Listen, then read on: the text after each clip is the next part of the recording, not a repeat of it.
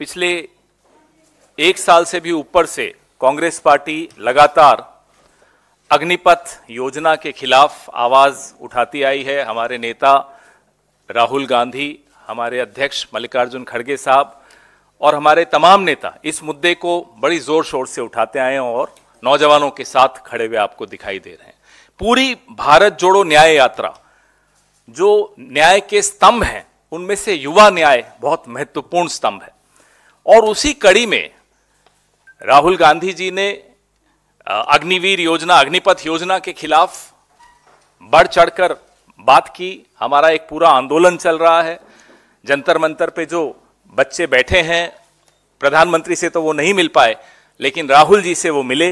उन्होंने अपनी व्यथा उनके सामने व्यक्त की और उनके दर्द को समझते हुए इस मुद्दे को हमने उठाने का निर्णय लिया। आगे इस प्रेस वार्ता की कड़ी में हमारे वरिष्ठ सहयोगी श्री सचिन पायलट जी, श्री दीपेंद्र हुड्डा जी आपको इस दिशा में हमने और क्या कदम उठाए हैं उस पर चर्चा करेंगे। जवान और किसान दोनों जिस तरह से आज परेशान हैं, एक प्रधानमंत्री थे इस देश में, कांग्रेस के ही प्रधानमंत्री थे जो जय जवान जय किसान का नारा देते थे, और एक प्रधानमंत्री हैं जिन्होंने किसान का भी अपमान किया और जवान का भी अपमान किया। मैं श्री सचिन पायलट जी से पहले आग्रह करूंगा कि वो अपने विचार आपके सामने रखें। बहुत बहुत शुक्रिया। साथियों, जैसा कि आप जानते हैं 14 जून 2022 को ये अग्निपथ योजना की घोषणा करी गई और जैसा कि 10 साल के सरकार के कार्यकाल में बिल्कुल स्पष्ट हो चुका है कि कोई संवाद, कोई चर्चा, कोई डिस्कशंस इसको लेकर किए नहीं गए और एक तरफा निर्णय लिया गया कि संपूर्ण जो भर्ती फौज की होगी, डिफेंस फोर्सेस की होगी, उसको अग्निपथ के माध्यम से किया जाएगा। कहा यह गया कि सेना की जो औसत आयु है वो ज़्यादा हो रही है, उसको कम करना है। कहा यह गया कि हम लोगों को अपनी डिफेंस फोर्सेस को मॉडर्नाइज करना है। लेकिन मोटे तौर पर देखने में आया है कि ये जो योजना का क्रियान्वयन किया गया, ये मूलतः पैसा बचाने के लिए किया गया। डिफेंस एक्सपेंडिचर हमारा बढ़ रहा है और कहा जाता है कि अब कल ये परसों कहा गया कि हम डिफेंस एक्सपोर्ट से बहुत पैसा कमा रहे हैं। ये भी कहा गया कि हम आत्मनिर्भर हो रहे हैं, हम इंडिजिनस मैन्युफैक्चरिंग कर रहे हैं। अगर हमारे डिफेंस डिपार्टमेंट को इतनी आमदनी हो रही है और हम लोग इतने सक्षम हो रहे हैं, तो सबसे ज़्यादा महत्वपूर्ण ये होगा कि हमारे जो शौर्यवीर सैनिक हैं उनके जीवन के लिए, उनकी भर्ती के लिए, उनकी नौकरी, पेंशन, परिवार की सुख सुविधाओं के लिए हम लोग संसाधन को जाहिर करें। ये अग्निवीर जो बनने जा रहे हैं, इसका विरोध करने के लिए कांग्रेस पार्टी ने, जब भी ये योजना लॉन्च हुई उसी समय से हम लोगों ने विरोध किया था, क्योंकि हमें लगा कि ये 4 साल की नौकरी देने के बाद सिर्फ 25% लोगों को स्थायी रूप से फौज में भर्ती किया जाएगा और बाकी 75% लोगों को रिलीज कर दिया जाएगा। अभी कहा जा रहा था कि 10% की पैरामिलिट्री जो है आर्म्ड फोर्सेस CAPF हैं, उसमें उनके लिए आरक्षण दिया गया है।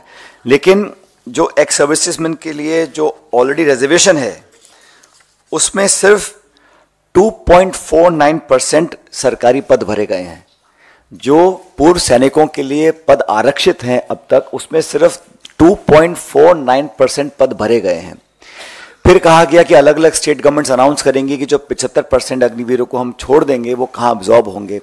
एक आध राज्य ने किया है, बाकी राज्यों ने किया नहीं। बेसिकली जो लोग 4 साल की नौकरी के बाद एक कम उम्र में रिटायर हो जाएंगे, उनके भविष्य का कुछ पता नहीं, उनको पेंशन भी नहीं मिलेगी, उनको ग्रेच्युटी जो 11 लाख रुपए की दी जा रही है उसका भी जो आधा पैसा है उनकी तनख्वाह से कट रहा है।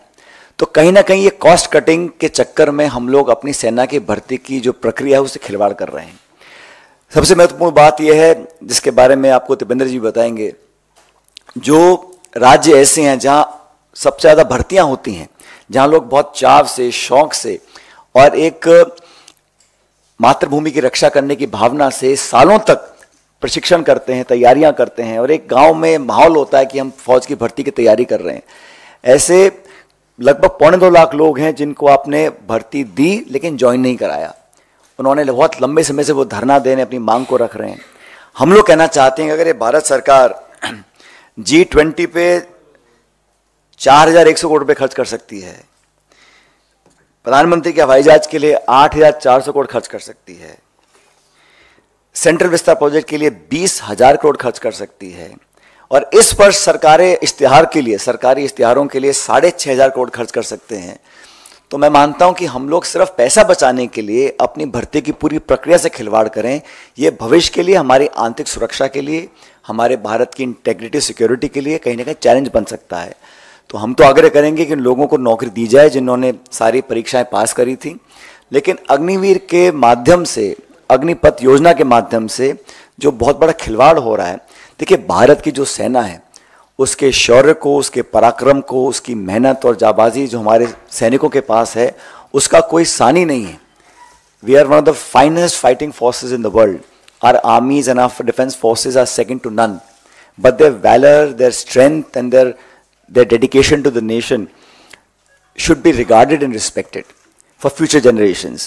And we all feel that by compromising on the process of recruitment of the armed forces, it may not argue well for our future and for the families of those people who have willingly dedicated their lives to the service of the nation. तो मुझे लगता है कि ये सरकार ने बहुत जल्दबाजी में किया है, हम लोग इसका विरोध करते हैं। और अभी जो राष्ट्रीय अध्यक्ष खड़गे जी हैं, मल्लिकार्जुन खड़गे साहब, उन्होंने राष्ट्रपति जी को चिट्ठी लिखी है जिसके बारे में आपको अभी बताया जाएगा।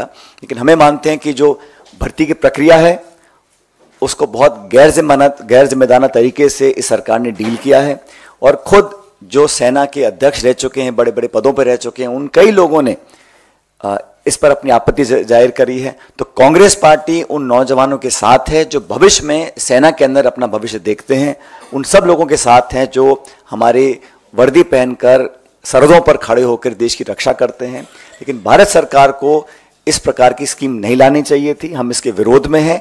और सबसे पहले हमारी मांग ये रहेगी कि जिन लगभग 2.25 लाख लोग ऐसे हैं जिन्होंने सारी परीक्षाएं पास करी थी, उनको सरकार ने अभी तक ज्वाइन नहीं कराया है। लेटर के बारे में आपको अभी दीपेंद्र जी और पवन जी बताएंगे।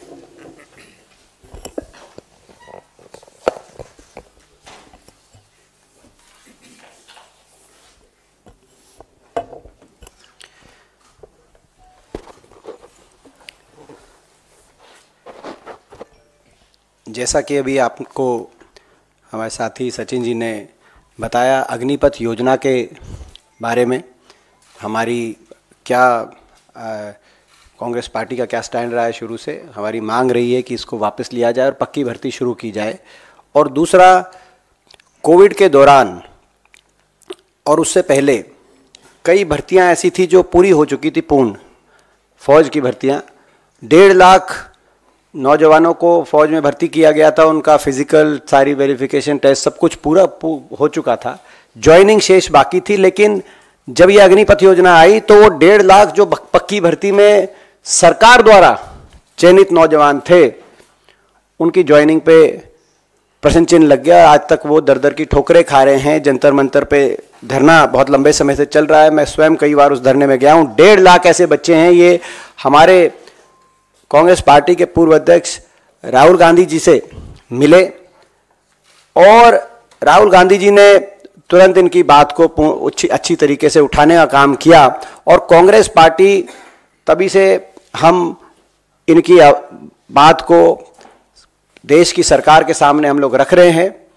आज जैसा कि अभी बताया था सचिन जी ने, ये लेटर हमारे कांग्रेस के अध्यक्ष श्री मल्लिकार्जुन खड़गे जी ने ये लेटर राष्ट्रपति जी, महामहिम राष्ट्रपति जी के नाम, और उनसे ये आग्रह कि इन 1.5 लाख चयनित फौजियों को, आपकी सरकार और आपकी फौज द्वारा चयनित फौजियों को ज्वाइनिंग मिले, और हम इनके संघर्ष में इनके साथ हैं, और जब तक इनकी ज्वाइनिंग नहीं होगी ये लड़ाई हम लड़ने का काम करेंगे। अग्निपथ योजना को लेकर हम सरकार से सबसे पहले मैं सवाल पूछना चाहता हूं आपके माध्यम से कि ये योजना लाई जाए, ये किसकी मांग थी? आखिर किसकी मांग पे अग्निपथ योजना आई? ये निश्चित तौर से देश की फौज की मांग नहीं हो सकती। क्योंकि ये देश की फौज, देश का एकमात्र ऐसा संस्थान जिस पे हर देशवासियों को गर्व है। देश के गौरवमय इतिहास में पार्टियां सरकारों में अंदर बाहर होती हैं, सत्ता में कोई रहता है कोई नहीं रहता, लेकिन देश की फौज एक ऐसी हमारी जिसने हमेशा देश के तिरंगा को ऊपर रखने का काम किया। चाहे वो 1971 की पाकिस्तान के साथ युद्ध हो, इंदिरा जी प्रधानमंत्री थी, लेकिन हमारी देश की फौज, भारतवर्ष की जीत हुई, पाकिस्तान के 2 टुकड़े हुए। और चाहे वो करगिल का युद्ध हो जिसमें पाकिस्तान के शीश को झुकाने का हमने काम किया हो, चाहे उस समय प्रधानमंत्री वाजपेयी जी हो, सरकार में कौन सी पार्टी रहती है उसके से ऊपर ये फौज थी। ये राजनीतिक बातों से ऊपर हमारी देश की फौज हमेशा रही है और देश को हमेशा अपनी फौज पे गौरव रहा है। और देश तो फौज में बदलाव की जरूरत क्यों आई, मैं सरकार से पूछना चाहता हूं। ना तो देश के नौजवान ने मांग करी, वो देश का नौजवान जो सुबह 4-5 बजे उठकर अपने खेत से निकलता है, स्टेडियम में खेत में दंड बैठक करके रेस लगाता है, तैयारी करता है, देशभक्ति का भाव जिसके दिल में कूट कूट के भरा है, ना तो उस नौजवान ने मांग करी, ना देश की फौज की तरफ से कोई मांग उठी। तो देश के हमारे general, former chief of army staff general MM Naravane ji ने कहा कि ये एकदम से आश्चर्यचकित करने वाला फैसला था। ना किसी राजनीतिक दल ने मांग करी। मैं सवाल पूछना चाहता हूं, ना घोषणा पत्र में था किसी राजनीतिक दल के, ना इतने वर्षों में मांग आई कि देश की फौज की चयन प्रक्रिया बदली जाए। जिस फौज पे हमें गर्व था, जिस फौज ने बार बार दुश्मन को का शीश झुकाने का काम किया था, हमेशा हमारे झंडे तिरंगे को ऊंचा रखने का काम किया था, उसकी भर्ती प्रक्रिया बदली जाए। हम सरकार से पूछना चाहते हैं, ये ऐसा फैसला आपने क्यों लिया? और इस फैसले के अब दुष्परिणाम देश के सामने आने लगे। पहला दुष्परिणाम, जैसा कि हमने आपत्ति इस पे करी कि 4 साल के बाद बिना पेंशन घर वापस आ जाएगा, तो कहां जाएगा? जिस पर कैलाश विजयवर्गीय जी का बयान आया कि ऐसे नौजवानों को भाजपा कार्यालय के द्वार पे चौकीदार की हम नौकरी देंगे। मैं बता देना चाहता हूं भारतीय जनता पार्टी वालों को, ये देशभक्ति का भाव, आप देश की फौज पे राजनीति करना चाहते हैं, लेकिन देश की फौज में जो नौजवान जाता है जिस देशभक्ति के भाव से, वो आपके कार्यालय के बाहर 4 साल के बाद आकर चौकीदार के भाव बनने के भाव से नहीं वो जाता, वो देश के लिए सर्वोच्च निछावर करने की बात का अपने मन में सोच के जाता है। हमने कहा कि 4 साल बाद क्या होगा, और दुष्परिणाम सामने आए। ये पहले पता था कि बिना पेंशन के वापस आ जाएगा। प्रधानमंत्री जी ने रेवाड़ी में, हरियाणा में आकर 2014 का अपना चुनाव प्रचार का अभियान शुरू किया था और कहा था 1 रैंक 1 पेंशन हम देंगे, नो रैंक नो पेंशन, बिना पेंशन के वापस आ गया। लेकिन उसके साथ साथ दुष्परिणाम, अभी शहीद में फर्क नहीं किया जाता, दुश्मन की गोली में फर्क नहीं किया जाता, और जो जवान अपनी छाती अड़ाए दुश्मन की गोली में के आगे, उसकी छाती में फर्क नहीं हो सकता।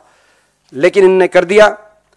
अग्निवीर को शहीद का दर्जा नहीं मिलेगा, पेंशन नहीं मिलेगी जो शहीद होगा अग्निवीर, ग्रेचुइटी नहीं, मेडिकल जो है मेडिकल फैसिलिटीज पे आश्रित पत्नी बच्चे माता पिता को नहीं मिलेगी, कैंटीन फैसिलिटी नहीं मिलेगी, रिटायरमेंट के बाद ग्रेचुइटी नहीं मिलेगी, मेडिकल फैसिलिटीज नहीं मिलेंगी, पेंशन नहीं मिलेगी, कैंटीन फैसिलिटी नहीं मिलेगी, पूर्व सैनिक का दर्जा पूर्णतः नहीं मिलेगा, और इस सर्विस के दौरान डियरनेस अलाउंस नहीं मिलेगा, केवल लमसम तनख्वाह मिलेगी, यानी कि कॉन्ट्रैक्चुअल। लमसम तनख्वाह का मतलब यह है कि भाई ये कॉन्ट्रैक्चुअल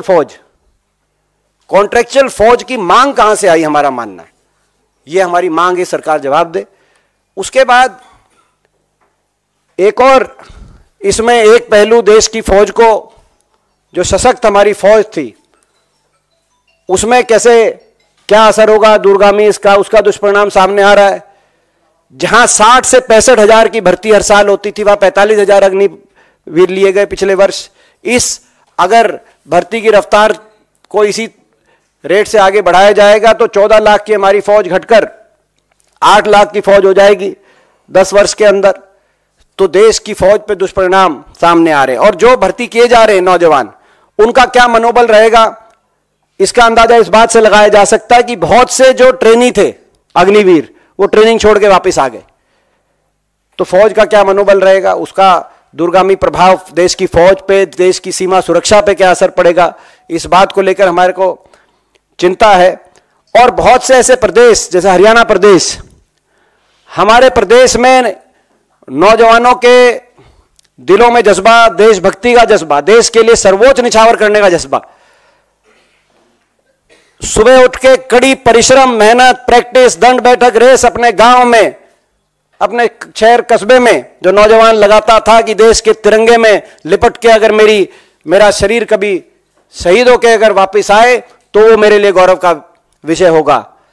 उस देश में, उस प्रदेश हरियाणा जैसे प्रदेश में जहां हर साल आजादी के बाद से 2019 तक 5,500 की हमारी पक्की भर्ती होती थी, आज वो पिछले वर्ष केवल 964 अग्निवीर लिए गए, जिसमें से 722 वापस आ जाएंगे, केवल 210 के करीब पक्के किए जाएंगे। कहां 5,500 की पक्की भर्ती हरियाणा जैसे प्रदेश में, और कहां केवल 210 की पक्की भर्ती प्रति वर्ष।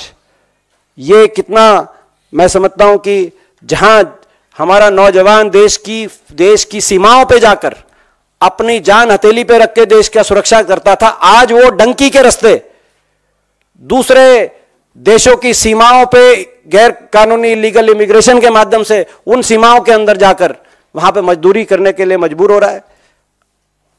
देश में सबसे ज्यादा बेरोजगारी हो गई हरियाणा में, कहीं अपराध की बात आ रही है, तो स्थिति है।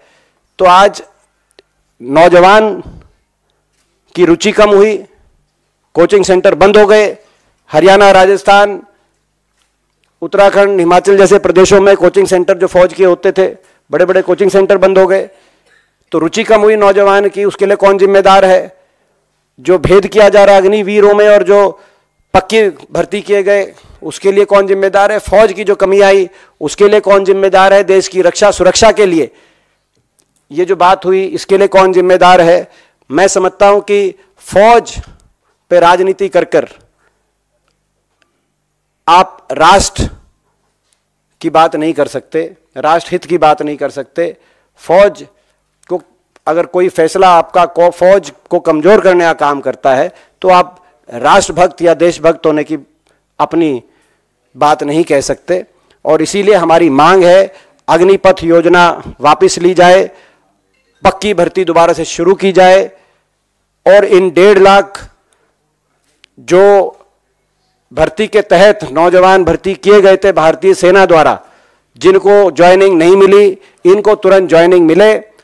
इन दोनों मांगों को लेकर कांग्रेस पार्टी संघर्षरत है। हमने राहुल गांधी जी के नेतृत्व में जय जवान अभियान, कांग्रेस पार्टी ने उसका बिगुल फूंका है, जिसकी गूंज देश के कोने कोने में सुनाई दे रही है, आने वाले समय में और सुनाई देगी। और इस संघर्ष के रास्ते पे हम रहेंगे, और यदि कांग्रेस पार्टी को अवसर मिलेगा देश में, तो हम ये पक्की भर्ती दोबारा शुरू कराएंगे, देश की फौज पे जो गौरव था उसको दोबारा बनाएंगे, और इन 1.5 लाख नौजवानों को भी नियुक्ति फौज में दिलाएंगे।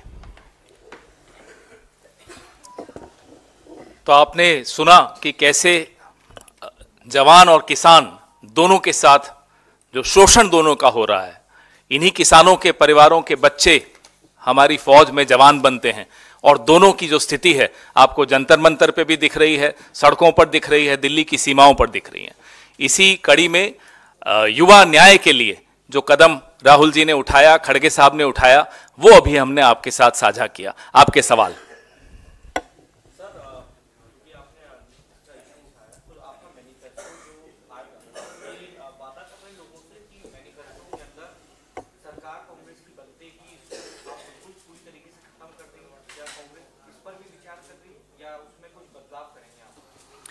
जब ये स्कीम लॉन्च की थी उस समय हम लोगों ने इसका पूरा विरोध किया था, और मैं नहीं समझता हूँ कि हम लोगों को अगर कहीं खर्चे में कटौती करनी है या कुछ और सेविंग्स करनी है तो ये माध्यम होना चाहिए।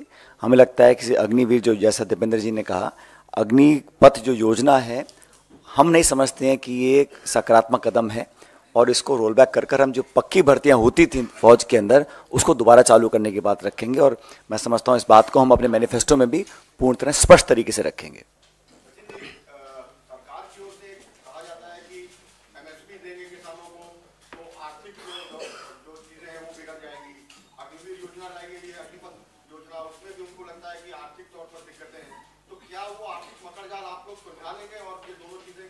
ये आर्थिक मकड़जाल बनाया गया है ना, ये पहले तो था नहीं। और आर्थिक मकड़जाल से निकलने के लिए आपकी प्राथमिकता क्या होनी चाहिए? पहली प्राथमिकता होनी चाहिए कि हमारे देश की अखंडता सुरक्षा के लिए जो सेना हमारी है और जो बहुत बेहतर काम कर रही थी उसको मॉडर्नाइज करना है, उसकी एवरेज आयु कम करनी है, उसके और बहुत सारे तरीके हैं। लेकिन मैं नहीं मानता हूं कि इसको इस प्रकार से करना चाहिए था, क्योंकि इससे पूरी रिक्रूटमेंट पार्शियल रिक्रूटमेंट होता, कुछ समय के लिए होता, लेकिन सारी रिक्रूटमेंट बंद करने के बाद और आप ये बोल रहे हैं कि अग्निवीर बनने के लिए लाखों लोग लाइन लगा रहे हैं। अरे कोविड टाइम भर्ती हुई नहीं बिल्कुल, और इस देश में जो इतनी रिकॉर्ड अनएम्प्लॉयमेंट है उसको लेकर नौजवान क्या करें, विकल्प क्या उनके पास? लेकिन लॉन्ग टर्म के लिए आपने कहा 1 रैंक 1 पेंशन, उसको पूरा नहीं किया। अब चर्चा कर रहे हैं 1 नेशन 1 इलेक्शन, और 2 तरह की भर्ती आप हो जाएगी, एग्जिस्टिंग होंगे पक्की भर्ती वाले और अग्निवीर होंगे। उसमें 6 महीने की ट्रेनिंग भी है, 6 महीने की छुट्टी भी है, 4 साल का कार्यकाल है। तो उसमें क्या एक जो फौज की एक भावना होती है, क्या कहीं ना कहीं हम इस पूरी योजना से उससे खिलवाड़ तो नहीं होगा? ये बड़ा चिंता का विषय है, क्योंकि सरहद पर जो खड़े होते हैं, एक आर्मी की यूनिट होती है, फौज में एक अपनापन होता है, उसमें उसके साथ खिलवाड़ ना हो जाए, ये चिंता हम लोगों को है। इसलिए आर्थिक लिमिटेशंस को देखकर हम काम करें। और आप कह रहे हैं 5 ट्रिलियन इकॉनमी बन रही है, हम we are now according to government of India we are the top 25 arm exporter. अगर आप इतना आमदनी कमा रहे हैं रक्षा मंत्रालय से, तो पहली प्राथमिकता हमारी मैन पावर की है, उसको सुदृढ़ करने के लिए, बेहतर वेपनाइज करने के लिए, बेहतर ट्रेनिंग करने के लिए, औसत आयु बढ़ाने के लिए बहुत सारे तरीके हैं। लेकिन जिस प्रकार एकदम से किया गया और संपूर्ण भर्ती को किया गया, उसके हम लोग विरोध में हैं। मुझे लगता है पूरा रोल बैक करना पड़ेगा सरकार को। एमएसपी पे तो पहली जो गारंटी हम लोगों ने दी है, खड़गे साहब, राहुल जी ने छत्तीसगढ़ में, हमने कहा हमारी सरकार बनने के बाद हम लोग वो काम करेंगे जो इस सरकार ने नहीं किया। जब 3 काले कानून कृषि के वापस लिए थे, उस समय सरकार ने कहा था कि एमएसपी को लेकर हम लीगल गारंटी लेकर आएंगे। जब वादा खिलाफी हुई तब किसानों ने कहा अब चुनाव सर पर हैं, कृपया उसको पूरा करिए। और फिर जो हाल आप देख रहे हैं क्या हो रहा है, टीयर गैस डाली जा रही है, लोग किसानों के साथ उन पे मुकदमे दर्ज किए जा रहे हैं, उनके साथ बल प्रयोग किया जा रहा है, उनकी बेइज्जती की जा रही है अन्नदाताओं की। तो ये सरकार वादा पूरा करने में विश्वास रखती नहीं है। इसलिए मैं मानता हूं कि हम लोग, जैसा हमने गारंटी दी है कि सरकार बनने के बाद हम एमएसपी को लीगल फ्रेमवर्क में लेकर आएंगे, ये हमारा एक संकल्प है, हमारी गारंटी है हमारी कांग्रेस पार्टी की तरफ से। इसीलिए मुझे लगता है कि इन्होंने जो ओआरओपी का वादा किया उसको पूरा नहीं किया, बल्कि वादा खिलाफी किया भविष्य की पीढ़ियों के साथ जो फौज में अपना हिस्सादारी करना चाहती थी। तो हम लोग एमएसपी पे हमारा जो घोषणा है हमारी, वो पहली थी मेरे ख्याल जो कांग्रेस पार्टी की तरफ से गारंटी है। और वो वाली गारंटी नहीं है ये जुमले वाली गारंटी, ये पक्की गारंटी है।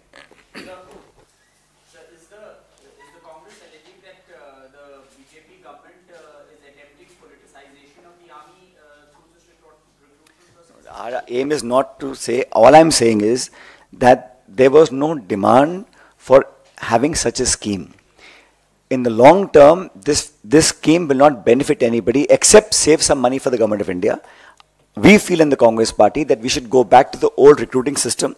If some changes are to be made to weaponize, modernize, reduce average age of the recruits, that's very much possible with the current setup. But to completely eradicate the old system of recruitment, like Dipender ji was saying, जहाँ 5,000 लोग फौज में जाते थे हरियाणा से, अब वहाँ total 250-300 लोग पहुँचेंगे, तो it is closing avenues of employment. One, second, it is creating two systems of individuals in the armed forces, which is not a good idea. I think it is being done in a very ad hoc fashion without much thought given to the future prospects of how the army will function. We believe that the old system was much better. Therefore, we in the Congress party believe that the Agnipath program is not a positive development, and we will certainly go back to the old form of recruitment for the armed forces when people vote us back.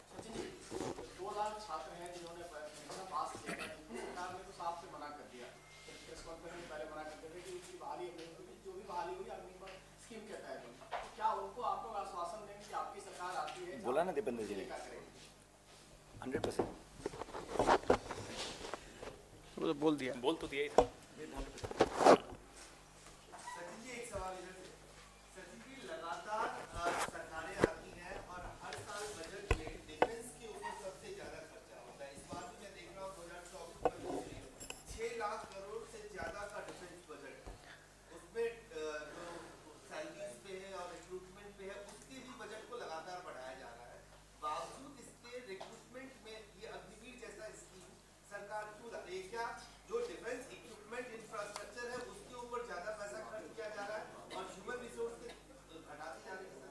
देखिए, defence के ऊपर हमेशा भारत की जो भी सरकारें आई हैं उन्होंने हमेशा उसमें इजाफा ही किया है, कोई कमी नहीं करी है।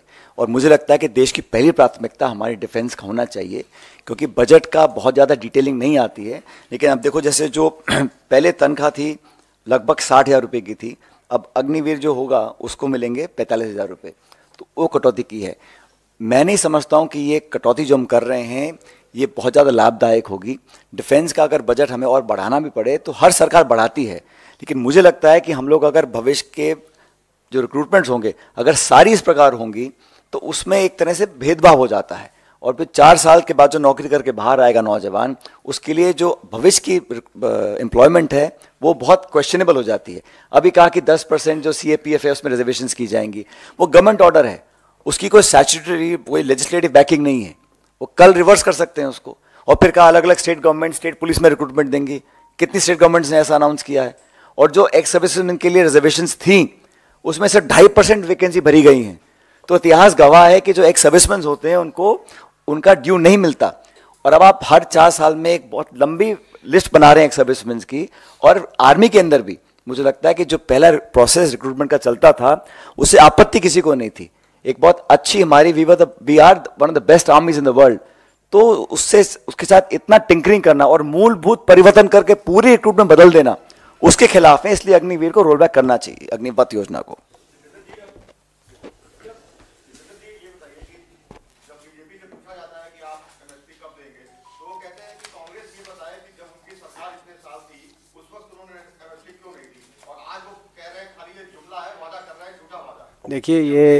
देखिए जहाँ तक जब 10 वर्ष का यूपीए का कार्यकाल था उसमें कितनी एमएसपी पे वृद्धि हुई और भाजपा में कितनी वृद्धि हुई, इसकी विस्तृत जानकारी बार बार मैंने सदन में भी दी और आपको भी दी है।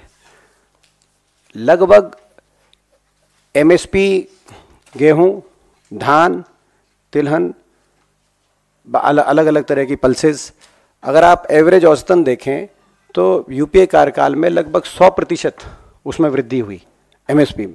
और अभी की आप देखें इन 10 वर्ष में तो 30 से 40% वृद्धि हुई। किसान की आमदनी दुगने की बात थी, किसान की एमएसपी को बढ़ाने का दर आधे से भी कम करने का कोई इस सरकार का किसानों को कोई बात नहीं कही गई थी। किसानों के साथ धोखा हुआ है, एमएसपी उस रफ्तार से बढ़ाई नहीं गई, ना जो है किसान की आमदनी दुगनी हुई, किसान पे कर्ज दुगना हुआ। 9 लाख करोड़ से बढ़कर 23.8 लाख करोड़ का कर्जा देश के किसान पे इस सरकार के कार्यकाल में जो आज कर्ज के बोझ के तले किसान दबा है। और ना ही कोई कर्ज माफ़ी हुई, जो जैसे हमारे समय कर्ज माफ़ी हुई थी यूपीए सरकार के समय में, तो ना तो कोई व्यापक कर्ज माफ़ी का कोई योजना सरकार लेके आई, ना उस रूप से एमएसपी को बढ़ाकर किसान को देने का काम किया। तो किसानों की ये जो मांग है एमएसपी को लेके जायज़ मांग है। हम सरकार से कहना चाहते हैं बार बार, किसानों के साथ आप ही ने वायदा किया था किसान आंदोलन में, सरकार बैठे किसान के साथ और बातचीत के माध्यम से तुरंत देश के किसान को एमएसपी पे जो आपके द्वारा की गई एक वायदा था कि उस पर कानून बनेगा, उस वायदे को सरकार बातचीत के माध्यम से पूरा करे और इसका समाधान करे।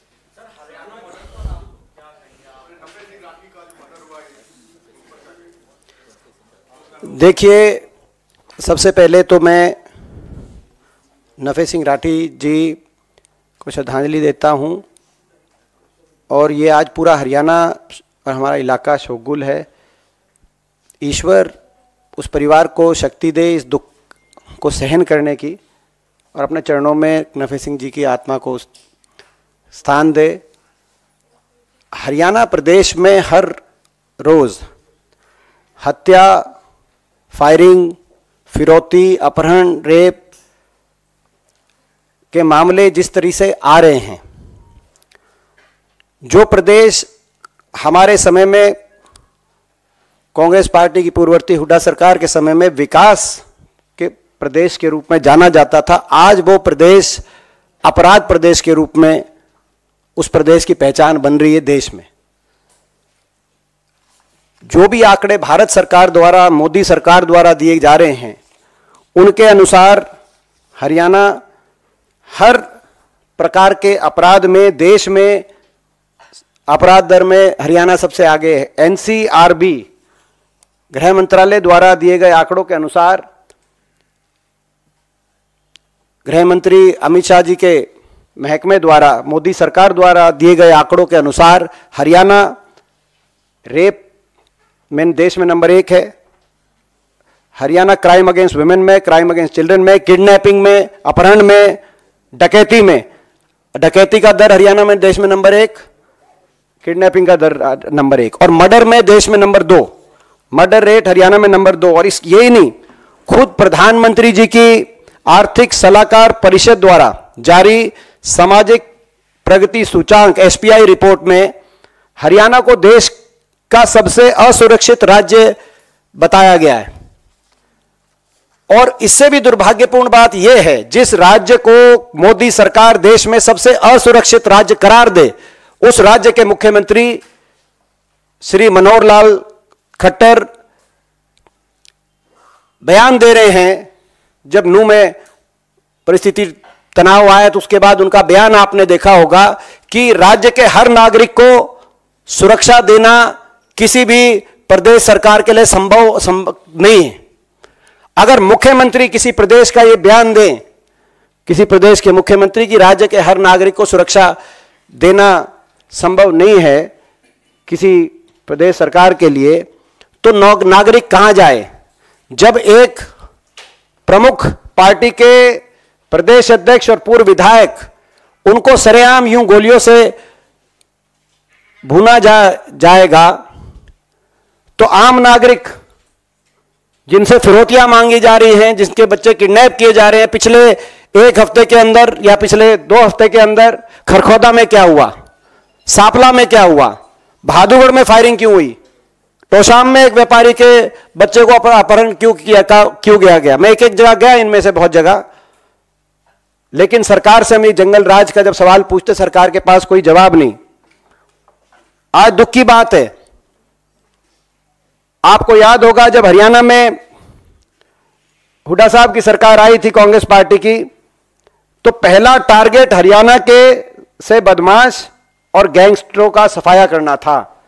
और 10 वर्ष के हमारे कार्यकाल में कोई अपराध की कोई बड़ी घटना ऐसी जैसी आज एक के बाद एक हरियाणा में हो रही है। दोबारा से 2004 से पहले वाला जो हरियाणा में चौटाला सरकार के समय का जंगल राज था, आज हरियाणा में उस प्रकार की परिस्थिति दोबारा से बनी है। और इस मामले में मैं कहना चाहता हूं, इस मामले में तो यह बात आई है सामने कि उन्होंने बार बार सरकार से अपील करी थी, लिखित रूप से सरकार को दिया था कि उनकी जान को खतरा है। वो बार बार जो है सरकार के अलग अलग नुमाइंदों से, मुख्यमंत्री जी से भी मिले थे और कहा गया था कि हमें इस तरह की धमकियां मिल रही है, इस तरह खतरा है और सुरक्षा प्रोवाइड की जाए। और इसी बहादुरगढ़ में 1 हफ्ते पहले दुकानों में घुस के फायरिंग करी अंडर एज शूटर्स ने। मैं गया एक दुकान में, मैं जाके आया था, मगर सरकार को कोई परवाह नहीं है। और अंडर एज शूटर, मैं ये भी कहना चाहता हूं, आज एक तरफ आप पक्की भर्ती बंद आपने कर दी, देश में सबसे ज्यादा बेरोजगारी हरियाणा में, और अंडर एज शूटर सबसे ज्यादा देश में आज हरियाणा से आ रहे हैं। पीछे पंजाब में भी एक कुख्यात इस प्रकार का मामला आया था, वहां भी हरियाणा के शूटर दिखाई दे रहे थे। तो ये स्थिति आज आ गई हरियाणा में। आज ये सरकार पूर्णतः विफल साबित हुई है। इसकी पूरी जिम्मेदारी अगर किसी की है तो हरियाणा के मुख्यमंत्री और हरियाणा गृह मंत्री की जिम्मेदारी है। जिम्मेदारी लें। 10 साल की सरकार के बाद हरियाणा में इस तरह का जंगल राज क्यों स्थापित हुआ? देश में सबसे ज्यादा बेरोजगारी हरियाणा में क्यों हुई? देश में सबसे ज्यादा अपराध दर हरियाणा में क्यों हुआ 10 साल की इस सरकार के बाद? और उसकी जिम्मेदारी किसकी है? लगातार केवल अपराध ही नहीं, हरियाणा में लगातार बहुत से बार कानून व्यवस्था की व्यापक विफलता हुई। आपने देखा, नूह का उदाहरण अभी ताजा है, इनके सबके लिए कौन जिम्मेदारी लेगा? आज हरियाणा के लोगों में रोष है, हरियाणा के लोगों में गुस्सा है, और सरकार से हम लोग जवाब मांग रहे हैं और जवाब लेके रहेंगे।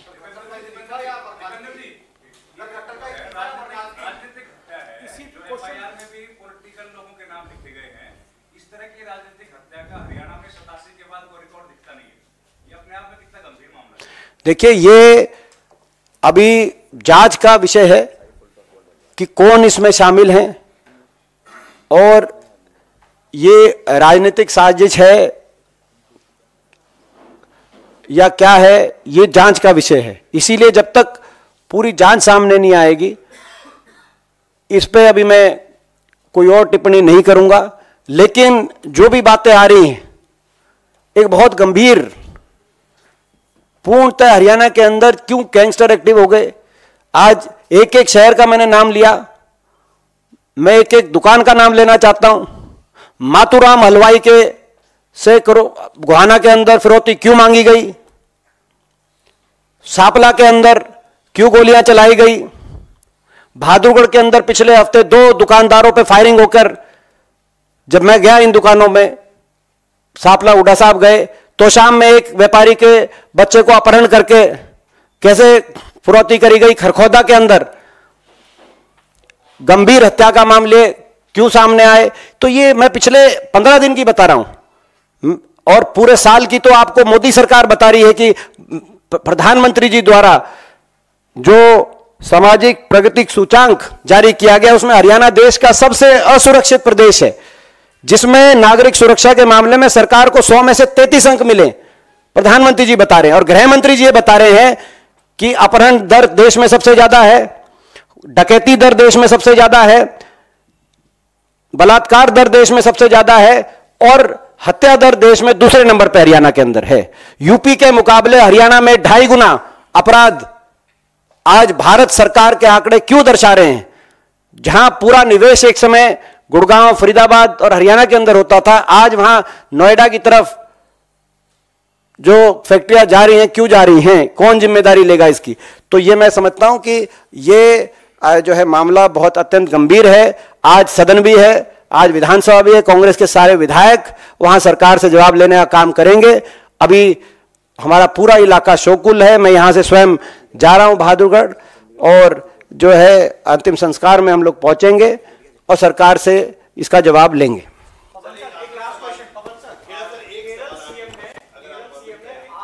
देखिए, अभी जो प्रेस वार्ता थी, ये हमारा एक बहुत महत्वपूर्ण मुद्दे पर है। जो नौजवानों के साथ अन्याय हो रहा है, किसान पुत्रों के साथ जो अन्याय हो रहा है, उस पर प्रेस वार्ता थी। हमारी जो मांग, जो आज खड़गे साहब ने राष्ट्रपति महोदया को पत्र लिखकर दोहराई है कि इन 1.5 लाख बच्चों के भविष्य के साथ जो खिलवाड़ हुआ, उसको निरस्त करें, उस खिलवाड़ को, और इन्हें तुरंत बहाल करें। नंबर 2, अग्निपथ जो स्कीम है उसको वापस लिया जाए। यह स्कीम, यह योजना नौजवानों का भविष्य तो बर्बाद कर ही रही है, हमारी सुरक्षा के साथ भी बहुत भारी खिलवाड़ कर रही है। बस इसके बाद अब ये प्रेस वार्ता यहीं समाप्त हुई।